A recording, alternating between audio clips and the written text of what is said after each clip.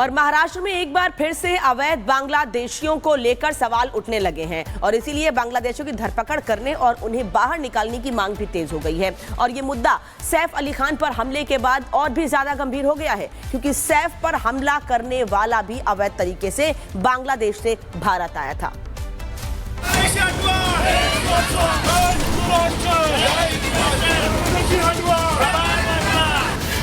अवैध बांग्लादेशियों पर लगाम,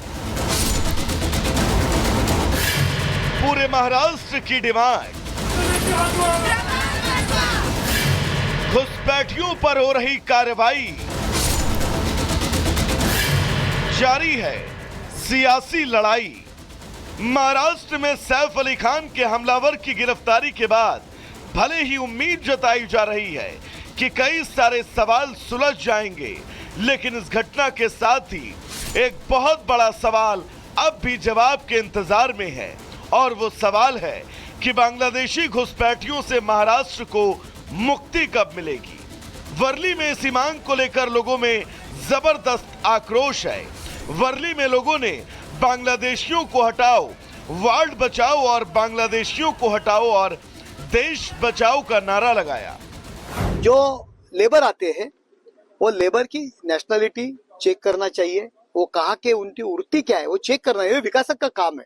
अगर नहीं करते हुए ऐसे जो अपन लोग रखेंगे, हिंदुस्तान में एंट्री करने के लिए कामगार करके आते हैं, बाद में गुनहगारी यहाँ करते हैं, यहाँ आतंक फैलाते हैं, तो यहाँ के आने वाले हर एक लेबर की इंक्वायरी करके ही उनको काम पे रखना चाहिए।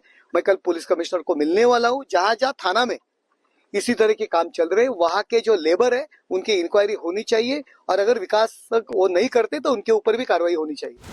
हालांकि बीते 2 से 3 महीनों में महाराष्ट्र के कई इलाकों में अवैध बांग्लादेशियों के खिलाफ कार्रवाई जारी है। ठाणे जिले में अवैध रूप से रह रही 3 बांग्लादेशी महिलाओं को गिरफ्तार किया गया। मुंबई में 39 साल का अवैध बांग्लादेशी गिरफ्तार हुआ। नवी मुंबई, ठाणे और सोलापुर में एटीएस ने 7 पुरुषों और 6 महिलाओं को गिरफ्तार किया। जालना जिले से 3 बांग्लादेशी नागरिक पकड़े गए। खारघर और एपीएमसी मार्केट परिसर में 10 बांग्लादेशी नागरिकों को गिरफ्तार किया गया। महाराष्ट्र में अवैध तरीके से रह रहे बांग्लादेशियों के खिलाफ जमकर कार्रवाई तो हो रही है, लेकिन सैफ पर हमले के बाद ये लग रहा है कि कार्रवाई में कहीं न कहीं कोई कमी रह गई। शायद इस घटना के बाद अब इस मामले में पुलिस और प्रशासन और तेजी से कार्रवाई करेगा। Bureau report, Republic Bharat.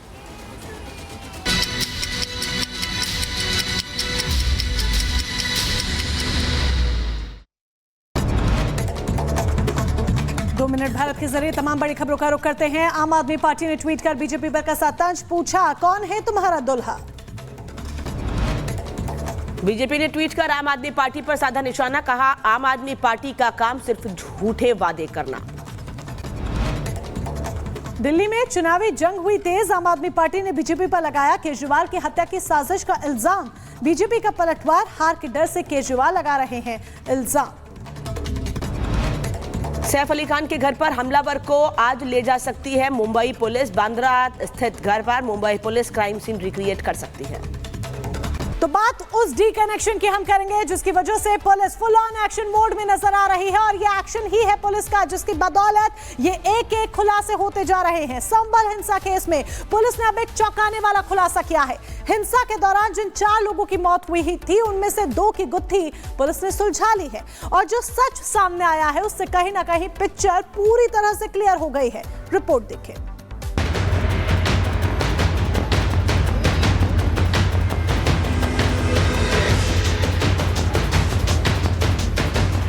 Uttar Pradesh police ने संभल हिंसा जांच को लेकर बड़ा खुलासा किया है। पुलिस ने दावा किया कि हिंसा में मारे गए 4 में से 2 लोगों की मौत अंतर्राष्ट्रीय ऑटो लिफ्टर सरगना शारिक साठा गैंग के एक सदस्य ने की थी। पुलिस ने मुल्ला अफरोज नाम के इस बदमाश को गिरफ्तार कर उसके पास से हिंसा के दौरान फायरिंग में इस्तेमाल की गई 32 बोर की पिस्टल और पुलिस से लूटे गए ब्लैक कारतूस बरामद किए हैं। संभल स्थित जामा मस्जिद में हिंसात्मक घटना के फलस्वरूप 70 अभियुक्तों को गिरफ्तार किया गया है। आज एक अभियुक्त मुल्ला अफरोज पुत्र अफसर निवासी थाना कोतवाली नखासा को भी गिरफ्तार किया गया है। यह शारिक साटा गैंग का सक्रिय सदस्य है एवं वाहन तस्करी एवं शस्त्र तस्करी से जुड़ा हुआ है। पूर्व से ही यह जेल जा चुका है। यह अपने साथियों के साथ जामा मस्जिद हिंसा के दौरान घटनास्थल पर मौजूद था और इसके द्वारा पुलिस पार्टी पर भी फायरिंग किया गया था। फायरिंग के मध्य अफरा तफरी में कुछ गोलियां इसके साथियों को और उपद्रवियों को भी लगी, जिसके फलस्वरूप 2 व्यक्ति अयान एवं बिलाल की भी मृत्यु कारित हुई है।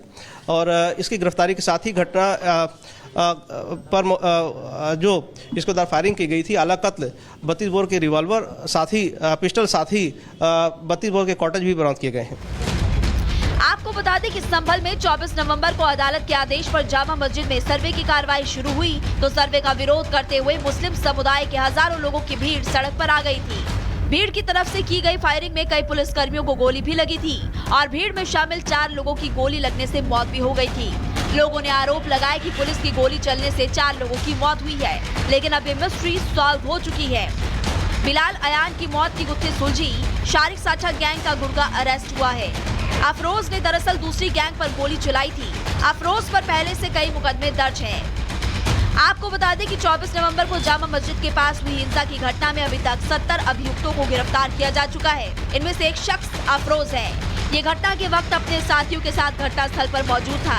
इसने ही पुलिस पर फायरिंग की थी और अफरा तफरी में कुछ गोलियां इसके साथियों और भीड़ के लोगों को भी लगी और नाम पुलिस पर आ गया।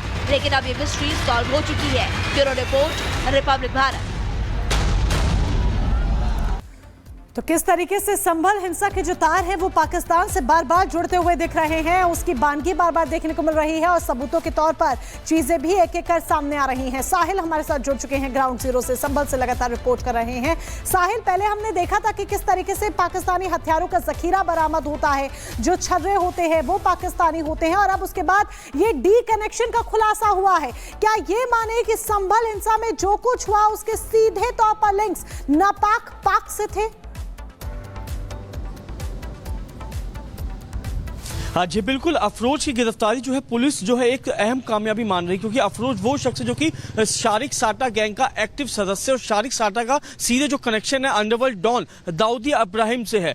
पुलिस पूछताछ में उसने इस बात का खुलासा किया अफरोज ने कि 24 नवंबर को जामा मस्जिद इलाके में जो हिंसा हुई थी उसको शारिक साटा ने आदेश दिए थे कि अपने साथियों के साथ मौके पे जाओ, हिंसा में जो थे अपनी भागीदारी दे, जिसके बाद वो पिस्टल से फायर करता है और पुलिस टीम को टारगेट किया गया था, लेकिन भीड़ काफी ज्यादा थी, अफरा तफरी का माहौल था और अफरोज की पिस्टल से निकली जो 2 गोलियां थी वो वहां पे मौजूद है। जो उपद्रवी थे बिलाल और अयान, उनको गोली लग जाती है, उनकी मौत हो जाती है। तो साफ तौर पे देखा जाए कहीं ना कहीं जो कनेक्शन है वो अंडरवर्ल्ड डॉन दाऊदी इब्राहिम से जो तार है वो जुड़ते हुए नजर आ रहे हैं, क्योंकि शारिक साटा उस गैंग का एक्टिव सदस्य है और शारिक साटा इस समय जो है दुबई में छिपा हुआ है और वहीं से अपने पूरे सिंडिकेट को ऑपरेट कर रहा है। क्योंकि पूछताछ में अफरोज ने यह भी बताया कि लंबे समय से शारिक साटा गैंग के लिए विदेशी हथियारों की सप्लाई भी करता रहा, तो इससे यह माना जाए कहीं ना कहीं सोची समझी साजिश और प्लानिंग के तहत ही 24 नवंबर के दिन जामा मस्जिद इलाके में सर्वे के दौरान माहौल को खराब करने की कोशिश की, जिसमें अहम रोल जो है अफरोज का माना जा रहा है, क्योंकि अफरोज एक अहम कड़ी है और उसको फिलहाल पुलिस पूछताछ पे लेके अन्य जो जानकारी वो जुटाने की कोशिश करेगी। जी।